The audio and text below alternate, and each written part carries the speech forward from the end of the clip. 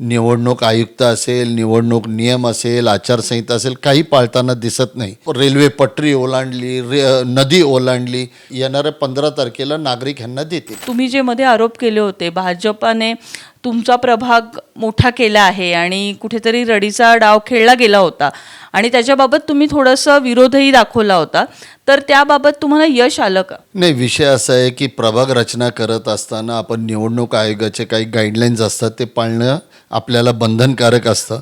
पण सध्या आपण भारतीय जनता पक्षाला बघत असाल की ते कोणतेही निवडणूक आयुक्त असेल, निवडणूक नियम असेल, आचारसंहिता असेल, काही पाळताना दिसत नाही. ज्या वेळेला आपण एखाद्या महानगरपालिकेची प्रभाग रचना करतो तो नागरिकांचा सेल्फ सेंटर्ड भाग असला पाहिजे.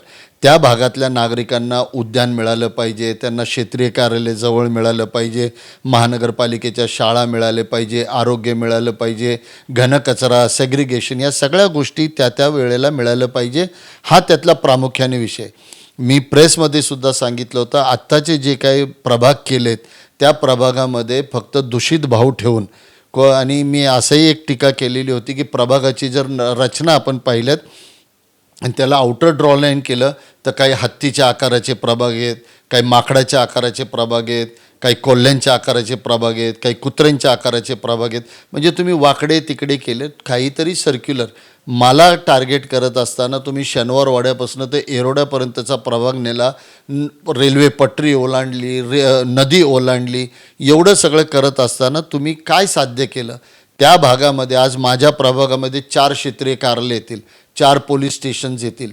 लोकांनी कोणत्या कामासाठी कुठं जायचं आणि जर एखादा व्यक्ती निवडून गेल्यानंतर त्याला कामाची किती अडचण होणार आहे, नागरिकांना तरतूद करताना किती अडचण होणार आहे, ह्याचा कधी विचार केला का?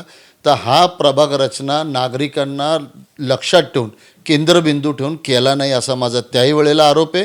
पण एवढं सगळं करत असताना आज तुम्ही वातावरण पाहताय, हे नागरिकांच्या लक्षात आले आणि ह्याचा भुर्दंड आणि ह्याचं उत्तर येणाऱ्या 15 तारखेला नागरिक ह्यांना देतील.